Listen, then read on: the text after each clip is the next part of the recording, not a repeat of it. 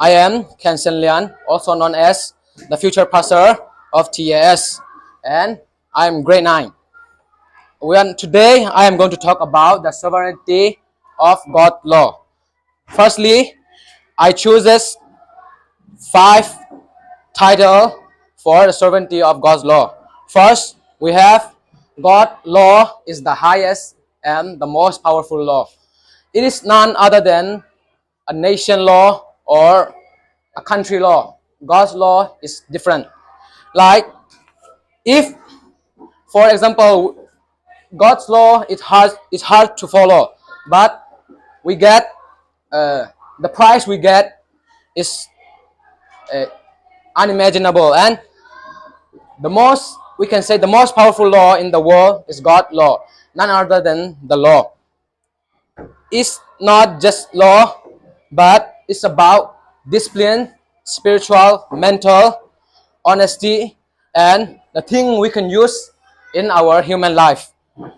And it's more than anything I talk about. There's a lot more about the law, and it gives us peace when we follow them. Like if we obey the God's law, we have peace. And the most and mostly God's law are the best law and the best way to live. And everyone is responsible to follow the law because especially for Christian, we are Christian, we believe God, and we need to follow God's law. And secondly, we have God's law applies to everyone. We need God's law everywhere, every time we are. And firstly, no matter who you are, where you are, you need God's law to prevent you from other temptation or something. God's law speaks for itself. Like it teaches us how to live, work, love, communicate, speak, and treat others and other things. So we can say that God's law applies to everyone. Thirdly, it's come from God, so it is perfect. Why? Let's look at God is perfect. Just look at His creation, perfect, and the thing that He create, everything is perfect. Means the law also has to be perfect because it says God is perfect, so the law He made is perfect. And the fourth, we have the title is it show right and wrong. Means it tell us about what is truly good and what is bad. And it's not just about good or bad. We can also choose what is right and what is wrong from the God's law. And it shows us when we are going the wrong way or right way. It can show us. So it is important to follow.